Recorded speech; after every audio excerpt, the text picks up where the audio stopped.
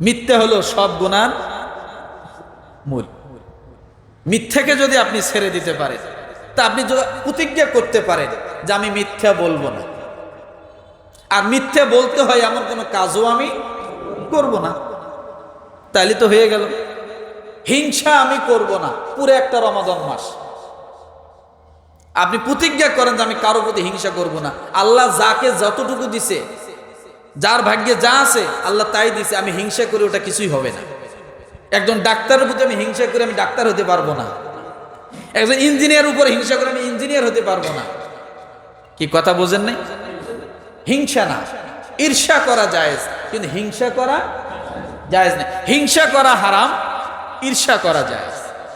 আপনি একজন ইমামকে দেখে মনের মধ্যে আনতে পারেন যে আল্লাহ আমিও যেন ইমাম হতে পারি, এটা ঈর্ষা, এটা হিংসা না। এটা কি? এটা হিংসা না। এখন আপনি চেষ্টা করতে পারেন, তালবে ইলম হয়ে যেতে পারেন, কোরআন শেখা শুরু করতে পারেন, হাদিস শেখা শুরু করতে পারেন, অসুবিধা নেই, সওয়াব হবে। পুরা করেছেন লাইলাতুন নিসফে মিন শাবান, শাবানের 14 তারিখ দিবাগত রাত্রি, মধ্যরাত রজনী, এটা আল্লাহ পাকের কাছে অনেক গ্রহণযোগ্য এবং বান্দার জন্য খুশির খবর। এই রাতের জন্য ইন্নাল্লাহা লা ইয়াত্তালিউ লাইলাতুন নিসফি মিন শাবান ফায়াগফিরু লিজামিই লিখালকিহি ইল্লা লিমুশরিকিন আও মুশাহিন। আল্লাহ তাআলা বলেন, এই হাদিসের আলোকে 2 শ্রেণীর ব্যক্তি ব্যতীত আল্লাহ তাআলা এই রাত্রে সকলকে ক্ষমা করে দেন। সে রাতটা আমরা কি আজকে দিবাগত রাত সামনে পেতে যাচ্ছি। মুসলমানের সর্বসময় আশা করা দরকার।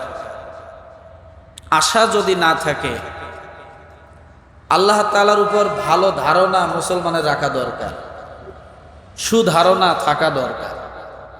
তা না হলে নিজেদেরই সমস্যা। মানুষ আল্লাহকে যে পরিমাণ, আল্লাহ তাআলার উপর যে পরিমাণ ধারণা করবে, আল্লাহ তাআলা মানুষের উপর ওই পরিমাণেই হবে। আপনি যেমন ধারণা করবেন, আল্লাহ তাআলা ওই রকম ব্যবহারে আপনার সঙ্গে করবে। আপনি যেমন ধারণা নিবেন, যেমন ভাবে চলতে চাবেন, আল্লাহ তাআলা আপনাকে ওইভাবে চলার শক্তি দিবে, আপনি যেমন চাবেন। তাহলে আমাদের চাওয়াটা একটু হিসাব নিকেশ করে চাওয়া দরকার, কথা ঠিক কিনা? আমাদের চাওয়াটা যেন হিসাব নিকেশ করে চাওয়া দরকার। যেমন রিজিকের বেলা আপনি যদি একটু চিন্তা করেন, কিছু মানুষ আছে গা খাটা পরিশ্রম করে, প্রচুর পরিশ্রম করে, গাছ ফাড়ায়, লাকড়ি ফাড়ায়, এই যে সবসময় কুড়াল সারাদিন উঠাচ্ছে, লাকড়ি ফাড়াচ্ছে, আছে না? লাকড়ি ফাড়া কাজ করে। যারা শ্রমিলে কাজ করে, বিশাল বড় বড় গাছ উঠাইতে হচ্ছে, শ্রমিলে ঠেলে দিতে হচ্ছে, অনেক পরিশ্রমের কাজ করে। যারা ইট ভাঙা কাজ করে। আবার কিছু মানুষ আছে দেখেন, মানুষের পকেটে কিভাবে হাত দেওয়া যাবে এই চিন্তাই করে, আছে না? তাহলে খড়ি ফাড়া যে লোকটা, সে যে খড়ি ফাড়ায়, সে যে এত পরিশ্রম করে, সে ওই পরিশ্রমটাকে বেছে নিয়েছে, তার কাছে ওইটা কিন্তু সহজ। তার কাছে ওইটা কি সহজ হয়ে গেছে, আল্লাহ তাআলা সহজ করে দিছে। তা না হলে প্রথম দিনের দ্বিতীয় দিন সে আর ওই কাজ করতে পারত না।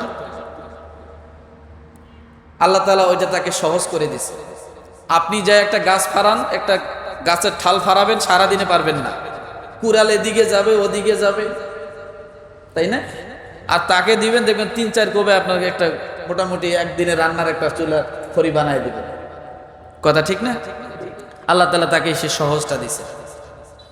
আবার যে মানুষের পকেট মারার জন্য চিন্তা করছে, সে সকালবেলা বাইরে হচ্ছে, তার কিন্তু বছরে একদিন পকেট মারে না, বছরে একদিন মারে।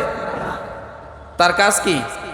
প্রতিদিন জানে আমি ধরা পড়লে মায়ের অনিবার্য, এরপরে পুলিশকে দিবে, বিভিন্নভাবে মানুষ টর্চার করবে, এমন আছে মরেও যেতে পারে, মানুষ মারতে মারতে মারেও ফেলতে পারে, তারপরেও সে ওই কাজটাকে বেছে নিয়েছে। আল্লাহ তাআলা ওইটাই ওকে সহজ করে দিয়েছে। যা, কতদিন খাবি? 20 বছর, 30 বছর, এরপরে তো আমার হাতে আসতেই হবে। কথা ঠিক কিনা? আল্লাহ তাআলা ওইটাই সহজ করে দিয়েছে।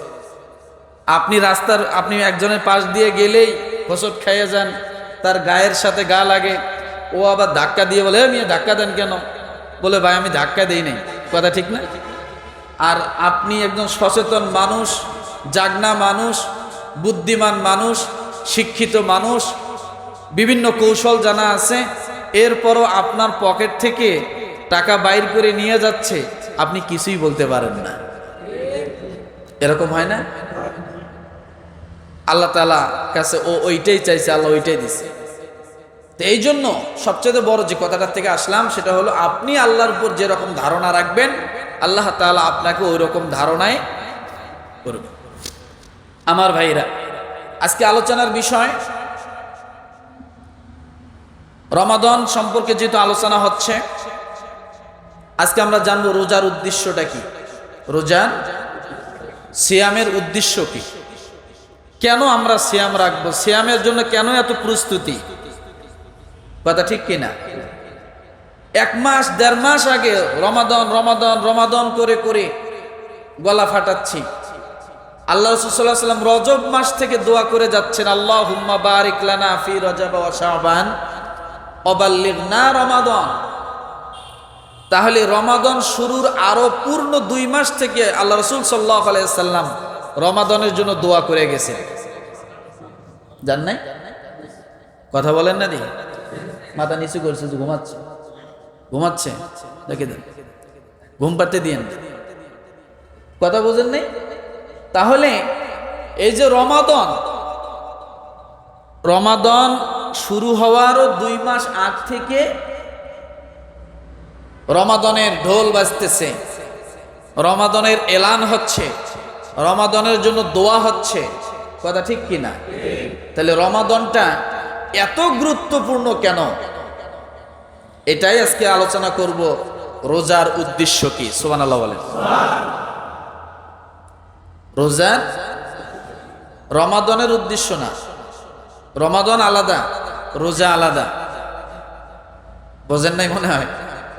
রমাদান আলাদা, রোজা আলাদা। রমাদান হলো পুরো একটি প্যান্ডেল,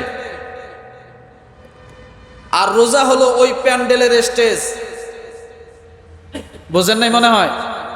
স্টেজ আলাদা, প্যান্ডেল আলাদা কিনা? আলাদা না? ভিতরে ভাগ আছে কিনা? স্টেজ কি মাটির সাথে মিশানো থাকে? কি থাকে? একটু আলাদা থাকে, উঁচা থাকে, মানুষ দূরের থেকে দেখলে বোঝে ওইটা প্যান্ডেল। কিন্তু এই স্টেজটা কি প্যান্ডেলের বাহিরে থাকে নাকি? প্যান্ডেলের ছাউনির ভিতরেই থাকে। রমাদান হলো পুরো একটা স্টেজ, প্যান্ডেল। ওই প্যান্ডেলের ভিতরের স্টেজটার নাম হলো রোজা, সিয়াম। মনে থাকবে? আজকে আলোচনার বিষয় রোজার উদ্দেশ্য কি, মনে থাকবে? আল্লাহ পাক রব্বুল আলামিন বলেন, ইয়া আইয়ুহাল্লাযীনা আমানু কুতিবা আলাইকুমুস সিয়ামু কামা কুতিবা আলাল্লাযীনা মিন ক্বাবলিকুম লাআল্লাকুম তাত্তাকুন। জোরে বলেন, আরো জোরে বলেন। রমাদান তো এখনো আসে নাই, গলা শুকাইছে, অনেকে হয়তো রোজা আছেন, আলহামদুলিল্লাহ। দেখেন, রোজা বা সিয়াম যেটাই বলেন, সিয়াম বললে সওয়াব আছে। এই সিয়াম এমন একটা আমল, যে আমলের কথা বর্ণনা করতে যায় আল্লাহ সুবহানাহু ওয়া তাআলা রেফারেন্স টান দিয়েছেন। সুবহানাল্লাহ বলেন। কি টান দিয়েছেন?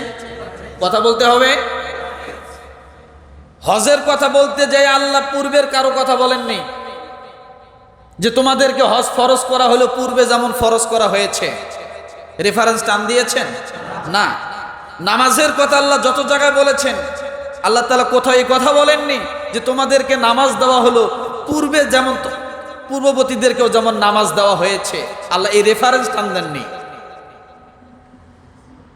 জাকাতের ক্ষেত্রে আল্লাহ সুবহানাহু ওয়া তাআলা যত জায়গায় বলেছেন শুধু জাকাতের কথা বলছেন, কিন্তু রেফারেন্স টান দেননি যে তোমাদেরকে জাকাত দেওয়া হয়েছে পূর্ববর্তীদেরকেও যেমন জাকাত দেওয়া হয়েছিল। আল্লাহ এই কথা বলেননি। তাহলে নামাজ, রোজা, হজ। কিন্তু রব্বুল আলামিন একমাত্র কোরআনুল কারীমে যখন সিয়ামের আলোচনা করলেন, রোজার কথা যখন বললেন, তখন আল্লাহ বললেন কামা কুতিবা আলাল্লাযীনা মিন ক্বাবলিকুম লাআল্লাকুম তাত্তাকুন। জোরে বলেন না। তাহলে নামাজের ক্ষেত্রে আল্লাহ পূর্বের কারো কথা রেফারেন্স টান দেননি, হজের ক্ষেত্রে রেফারেন্স টান দেননি, জাকাতের ক্ষেত্রে আল্লাহ রেফারেন্স টান দেননি। টান দিলেন কোন ক্ষেত্রে? সিয়ামের ক্ষেত্রে। বলে কেন? সত্যিকারে আসলে বাস্তব হলো সিয়াম একটা কঠিন কাজ, সিয়াম একটা কষ্টের জিনিস, কষ্টের ইবাদত। রোজা একটা কষ্টের ইবাদত, সারাদিন না খেয়ে থাকতে হয়। মানুষ ভয় পায়। মানুষ কি পায়? যেমন আপনি একটা অসুস্থ হয়েছেন, কোনো এক হাসপাতালে গেলেন ওষুধের জন্য, ডাক্তার ওষুধ দিয়ে আপনাকে বলবেন আপনাকে দিলাম, পূর্বে অন্য কেউ দিয়েছি, বলবে এই যে আপনাকে ওষুধ দিলাম, ভয় পাইয়েন না, এর আগে আমি আরো অনেক মানুষকে ওষুধ দিয়েছি। এই কথা ডাক্তার বলে না। কেন বলে না? কারণ এখানে মারাত্মক বলতে কিছু না, আমার যা মনে চেয়েছে আমি তাই লিপিবদ্ধ করে দিয়েছি, তুমি খাও, অসুস্থ সুস্থ হয়ে যাবে। কিন্তু আপনি যখন একজন অপারেশনের রোগী হবেন, ডাক্তার যখন আপনাকে অপারেশনের কথা বলবে, দেখবেন বন্ধুর কাছে বলবেন বন্ধু আমার না জানি অপারেশন নাকি করতে হবে, আমি ভয় পাচ্ছি। কথা ঠিক কিনা? আমার অ্যাপেন্ডিসাইড হয়েছে, আমার এখানে কাটতে হবে, অপারেশন করতে হবে। কিন্তু সংখ্যক মানুষ আছে সুই দিতে ভয় পায়, অপারেশন তো পরের কথা। 3 দিন থেকে খাওয়া দাওয়া বন্ধ হয়ে গেছে, অপারেশন করবে, ভয়ে বাঁচতেছে না। এবার ডাক্তার তাকে বলে আপনি কেন ভয় পাচ্ছেন? এই যে দেখেন বেডের মধ্যে যতগুলো রোগী আছে সব অপারেশনের রোগী, আপনার কোনো ভয় নাই, ওদের যেমন কোনো ভয় ছিল না। রেফারেন্স টান দিল। কেন? আপনি কিসের ভয় করতেছেন? এই হাসপাতালে বর্তমান এই ওয়ার্ডে যতগুলো রোগী আছে সব তো অপারেশনের রোগী, আপনি কেন ভয় পাচ্ছেন? তার মানে ওইটা দেখায়া আপনাকে কি করতেছে? কি করতেছে? সাহস যোগায় দিচ্ছে। আপনি রোজায় ভয় পান, আল্লাহ বলে ভয় কিসের? তোমাদের পূর্বে যারা এসেছিল আমি আল্লাহ তাদেরকেও রোজা দিয়েছিলাম।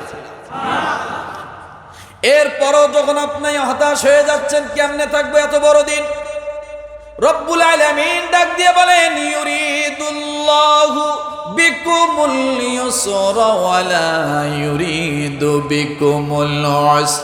আল্লাহ বলেন বান্দারে শুধু তুমি একটু রমাদানের সময় রোজা থাকার জন্য নিয়ত করো, আর তুমি প্রস্তুতি নাও, বাকি আমি আল্লাহ তাআলা বিশাল কষ্টদায়ক রোজাটাকে আমি আল্লাহ সহজ করে দিব। শুধু দরকার হিম্মত। কি বলেন তো? হিম্মত। শুধু দরকার হিম্মত।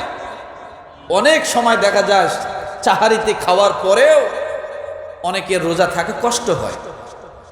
একই ব্যক্তি আবার এমনও দিন হয়ে যায় যে সাহারিতে জাগনা পায় নাই। যে ব্যক্তি রোজ প্রতিদিন চাহারি খায় কষ্ট হয়, কিন্তু ওই ব্যক্তি আবার কি হঠাৎ একদিন জাগনা, এরকম হয় না? এরকম হয়ে যায়। তখন ওই লোকটা সারাদিন রোজা রাখে, দিন শেষে এসে বলে হুজুর আজকে না খেয়ে রোজা ছিলাম, কিছুই মনে হলো না। এরকম হয় কি হয় না? হয়ে যায়। আর অন্যদিন চাহারিতে খাওয়ার পরে এসে বলো হুজুর আজকে খুব ক্লান্ত লাগতেছে, আছে কি নাই? ওরে ভাই, খাওয়া দাওয়ার ভিতরে তো আসলে হিম্মত নয়, আপনার হিম্মতটা হলো ইমানের দিক থেকে। আজকে আপনি জাগনা পাননি, আপনার জন্য এটা বড় কিছু না। আপনি রোজা রেখে থাকেন, দেখেন আপনি যে না খেয়ে আছেন আপনার কাছে মনেই হবে না, মনেই হবে না। আল্লাহ তাআলা নিজে বলেছেন ইউরিদুল্লাহু বিকুমুল ইউসরা ওয়ালা ইউরিদু বিকুমুল উসর। আমি আল্লাহ তাআলা এগুলোকে সহজ করে দিই। ও মুসলমান, এই জন্য রব্বুল আলামিন রেফারেন্স টান দিলেন, আপনি যাতে চিট হয়ে না যান, কায়েত হয়ে না যান। আল্লাহ বলেন কামা কুতিবা আলাল্লাযীনা মিন ক্বাবলিকুম, তোমাদের পূর্বে যারা এসেছিল তাদেরকেও রোজা দেওয়া হয়েছিল। আর এই জন্য আমি আল্লাহ দিয়েছি লাআল্লাকুম তাত্তাকুন।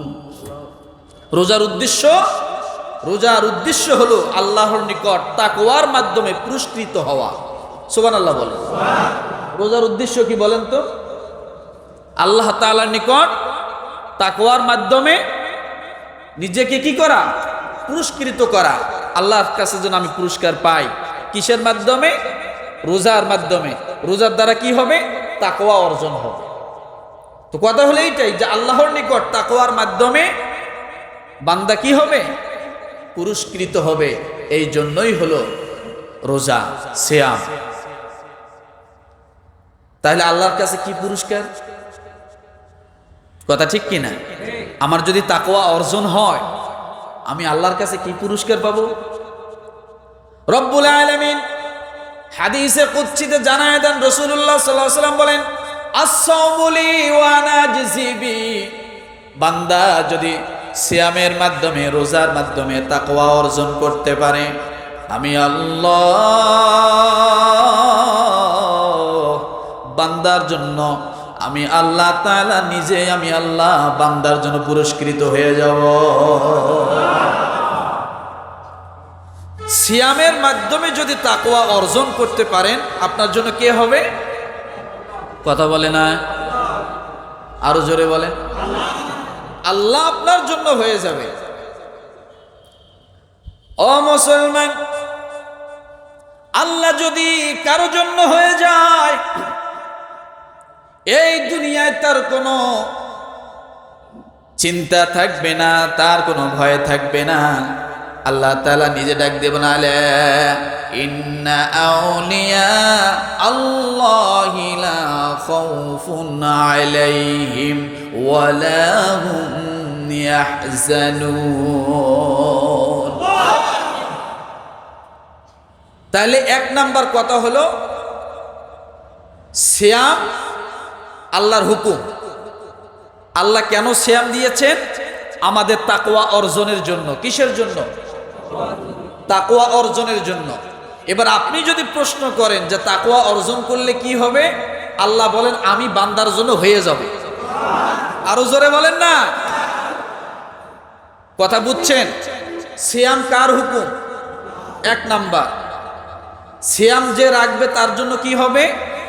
তাকওয়া অর্জন হবে। এখন আপনি যদি প্রশ্ন করেন আল্লাহ আমি যদি তাকওয়াবান হই আমার জন্য কি হবে? আল্লাহ বলেন আমি তোমার জন্য হয়ে যাব। তাহলে ওই সিয়াম তো রাখা দরকার, ওই রকম রোজা তো রাখা দরকার যে রোজায় আমার তাকওয়া অর্জন হবে। কথা ঠিক কিনা? সব রোজায় কিন্তু তাকওয়া অর্জন হবে না।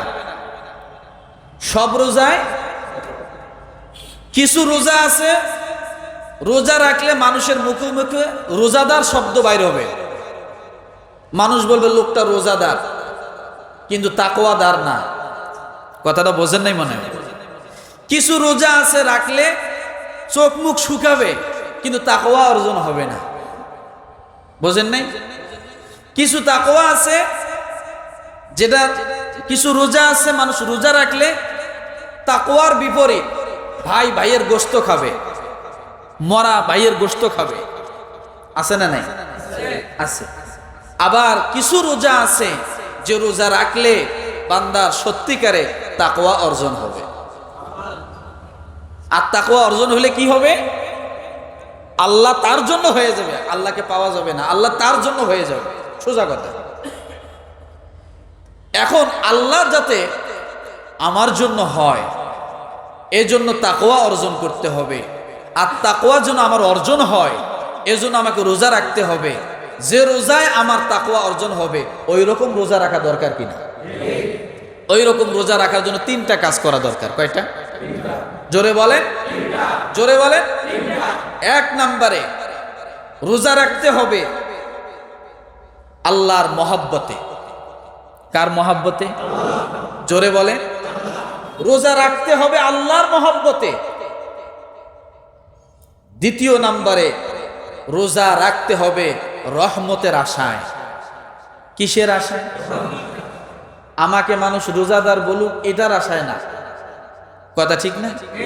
মানুষের সামনে যায় ঘন ঘন স্যাপ ফেলাইবে, লোকটা স্যাপ ফেলায় কেন? যে আমি আজকে রোজা। হুদে যায় মানুষের সামনে কেউ আজকে রোজাটা খুব লাগছে। আরো যদি কোনোদিন সেহরিতে উঠতে না পারে সেদিন সারাদিন ঢোল পিটাবে, আজকে আমি না খাইয়া রোজা। আছে না? আছে না? এইগুলোর ভিতরে কিছু অহংকার আসে, কিন্তু গর্ব আসে। আসে কি আসে না? দরকার নেই। তাহলে কিসের আশায় রোজা রাখতে হবে? দুই নম্বরে রহমতের আশায়। তৃতীয় নম্বরে রোজা রাখতে হবে আযাবের ভয়। কিসের ভয়? আযাবের ভয়।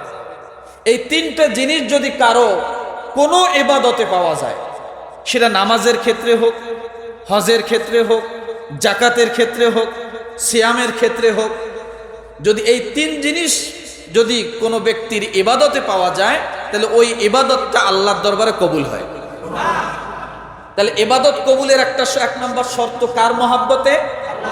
জোরে বলে আল্লাহর। দ্বিতীয় নম্বরে আল্লাহর রহমতের আশায়। তৃতীয় নম্বরে আযাবের ভয়ে। কোনো মানুষ যদি এই তিনটা বিষয় নিয়ে কোনো ইবাদত করে তো আল্লাহর দরবারে ওটা কবুল হয়ে যায়, আর আল্লাহ তার জন্য হয়ে যায়। কার জন্য হয়ে যায়? ও মুসলমান, ভালো করে শুনে, এই সিয়ামটা হলো একটা ট্রেনিং এর মাস। কিসের ট্রেনিং এর অধ্যায়?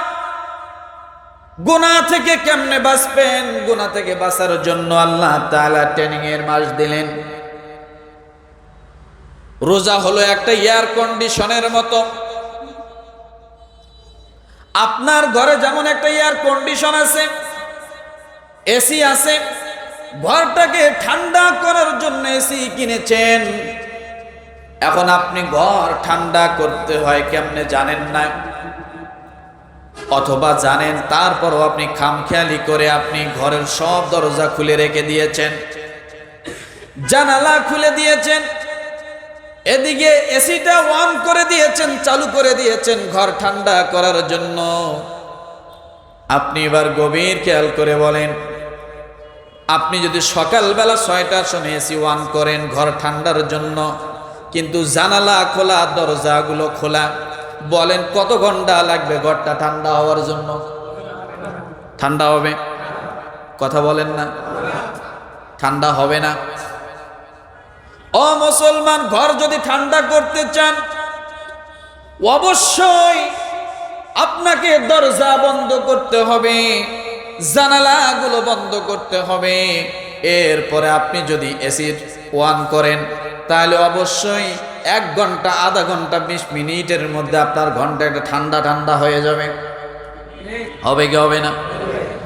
রমাদান হলো এসির মতো। এই রমাদান মাসে হালাল কাজগুলো অনেক সময় হারাম হয়ে যায় রোজার ভিতরে দিনের বেলা। আর হারাম তো আগেও হারাম, পরেও হারাম। বোঝেন নাই কথাটা? হারাম আগেও হারাম, পরেও হারাম। এবার আপনি যদি রোজা থেকে উপকৃত হতে চান, সমস্ত হারাম কাজগুলো যদি চালু থাকে, গীবত যদি চালু থাকে, মিথ্যা যদি চালু থাকে, চকলখুরি যদি চালু থাকে, আপনি পূর্বে যতগুলো গুনার কাজ করেছেন সব চালু আছে।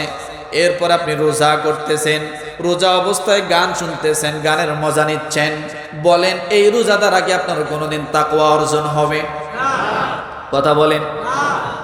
আপনি যদি তাকওয়াবান হতে চান, সর্বপ্রথম আপনার প্রথম স্পৃহা হবে, প্রথম আপনার ইচ্ছা শক্তি জাগানো হবে, সেটা হলো আমি সমস্ত গুনাহ থেকে আগে মুক্ত হব। কি হব? সমস্ত গুনাহ থেকে নিজেকে মুক্ত করতে হবে। আপনি সমস্ত গুনাহ থেকে মুক্ত হওয়ার পরে এরপর আল্লাহর হুকুমগুলো যা আছে সঠিকভাবে পালন করার জন্য চেষ্টা করে আপনি যদি রোজা রাখেন, অবশ্যই সেই রোজা অবশ্যই আপনাকে তাকওয়াবান বানায়া দিবেন। রমাদান মাসে কিছু হালাল হারামে পরিণত হয়ে যায় দিনের বেলা। কিসের বেলা? যেমন বোঝার জন্য বলছি, বিবাহ যারা করেছেন, স্ত্রী স্বামীর জন্য হালাল কিনা? হালাল না? রমাদান মাসে দিনের বেলা রোজা রাখা অবস্থায় হারাম কিনা? তাহলে এইটা বোঝার জন্য বলছি যে অনেক ক্ষেত্রে হালালটাও দিনের বেলা কি হয়? হারামে পরিণত হয়। কিন্তু হারামটা আগেও হারাম, ভিতরেও হারাম, বাহিরেও কি হারাম। তাহলে আপনি রোজা রাখতেছেন, যেমন খাবার খাওয়াটা এটা আপনার জন্য হালাল ছিল, কিন্তু রমাদান মাসে এসে দিনের বেলা প্রাপ্ত বালেক পুরুষের জন্য, সুস্থ পুরুষের জন্য কি হারাম দিনের বেলা, আপনার জন্য, যে রোজা রাখবে তার জন্য। তাহলে এই খাবারটা আবার দেখেন আপনার জন্য হারাম হচ্ছে দিনের বেলা। এখন রমাদানের বাহিরে এটা কি ছিল? হালাল ছিল। এইটা বোঝার জন্য বলছি যে কিছু কিছু জিনিস হালাল, সেটা দিনের বেলা কি হয়? হারামে পরিণত হয়। এখন আমরা অনেক মানুষ আছি, না খেয়ে থাকতেছি ঠিক, কষ্ট করতেছি ঠিক, মিথ্যা ছেড়ে দেইনি, মিথ্যা গীবত ছেড়ে দেইনি, হিংসা ছেড়ে দেইনি। আগেও আমি যে কাজগুলো করেছি যেমন ভাবে করেছি, এখনো আমি এভাবেই করতেছি। বলেন এই রোজা দ্বারা কি আমার তাকওয়া অর্জন হবে? এই রোজা দ্বারা তাকওয়া অর্জন হবে না। এই জন্য ইমাম গাজ্জালী রহমতুল্লাহ আলাই বলেন, গুনাহের উৎস দেয় দুইটা জিনিস। গুনাহের দিকে উৎসাহিত করে কয় জিনিস? দুই জিনিস। এক নাম্বার হলো শয়তান। শয়তান মানুষকে উৎসাহিত করে গুনাহের দিকে। দ্বিতীয় নাম্বার হলো নফস। দ্বিতীয় নাম্বারে কি? নফস। যার কারণে যে শয়তান মানুষকে গুনাহের দিকে উদ্বুদ্ধ করে, আল্লাহ তাআলাকে আপনি যেন অভিযোগ করতে না পারেন, এজন্য আল্লাহ তাআলা রমাদানের প্রথম রাত্রেই আল্লাহ তাআলা শয়তানকে শিকলে আবদ্ধ করে রাখে। এখন আপনি শয়তানের দোষ দিবেন রমাদান মাসে? না। তাহলে দ্বিতীয় নম্বরে আপনি যে রমজান মাসে গুনাহ কাজ করে যাচ্ছেন, এটা কিসের মাধ্যমে? শয়তান তো শিকলে বাঁধা। কিসের মাধ্যমে? নফসের মাধ্যমে। এখন নফসটা কন্ট্রোল করা আপনার জন্য সহজ, কিন্তু আপনি করতেছেন না। শয়তানকে হয়তো আপনি কন্ট্রোল করতে পারতেছেন না, এজন্য আল্লাহ কন্ট্রোল করে দিছে, শিকলে বেঁধে দিছে। এরপরও আপনি রমাদানে যে আপনি গুনার কাজ করতেছেন, কিসের মাধ্যমে করতেছেন? নফসের মাধ্যমে। নফসটা তো আপনার ভিতরে। আপনি ইচ্ছা করলে এটাকে দাবাইতে পারেন, ইচ্ছা করলে এটাকে ছেড়ে দিতে পারেন, ইচ্ছা করলে এটাকে বন্ধ করে দিতে পারেন, ইচ্ছা করলে এটা খুলে রাখতে পারেন। এই জন্য রমাদান মাসে আপনি এই অভিযোগ করতে পারবেন না, আল্লাহ আমি রোজা রাখার পরেও আমি কেন এত খারাপ কাজ করতেছি, শয়তানকে কেন তুমি শিকলে আবদ্ধ করতেছো না? বলে আল্লাহ আগেই করে রাখছে। তাহলে এখন থেকে প্রস্তুতি নিতে হবে যে এবার রমাদানের মূল রোজা হবে, মিথ্যা একটাও বলবো না রমাদান মাসে। এইটা হবে মূল রোজা, যে এবার রমাদান আমি মিথ্যা, এবার রমাদান মাস আসবে আমি এক মাস পুরোপুরি এক মাস কোনো গীবত করব না। যে কয়টা কথা বলবো হিসাব করে বলবো, অন্য কারো বিষয় আমি বলতেছি কিনা, আর এই কথাটা সে শুনলে মনে কষ্ট পাবে কিনা। যদি এমন কোনো কথা আপনার মুখ দিয়ে বাইরে হয়, সঙ্গে সঙ্গে তওবা করে নেন। বুঝাইতে পারছি? তাহলে কথা বলতে হবে হিসাব করে। যাতে বেহুদে কোনো কথা না বাইর হয় যা আপনার রোজাকে দুর্বল করে দেয়। রোজাকে কি করে দেয়? দুর্বল করে দেয়। ইমাম গাজ্জালী রহমতুল্লাহ আলাইহি জিহবার গুনাহ 20টা বলেছেন। কয়টা? এই শুধু জিহবাটারই গুনাহ কয়টা? 20টা। তার মধ্যে সবচাইতে মারাত্মক এবং বড় গুনার কথা বলেছেন মিথ্যা। জিহবা দিয়ে কি বলে? মিথ্যা। মিথ্যা হলো সব গুনার মূল।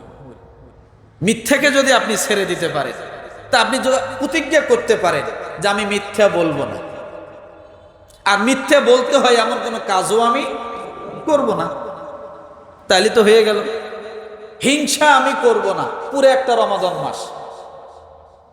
আপনি প্রতিজ্ঞা করেন যে আমি কারো প্রতি হিংসা করব না। আল্লাহ যাকে যতটুকু দিছে, যার ভাগ্যে যা আছে আল্লাহ তাই দিছে, আমি হিংসা করে ওটা কিছুই হবে না। একজন ডাক্তারের প্রতি আমি হিংসা করে আমি ডাক্তার হতে পারবো না। একজন ইঞ্জিনিয়ার উপর হিংসা করে আমি ইঞ্জিনিয়ার হতে পারবো না। কি কথা বোঝেন নাই? হিংসা না, ঈর্ষা করা জায়েজ, কিন্তু হিংসা করা জায়েজ না। হিংসা করা হারাম, ঈর্ষা করা জায়েজ।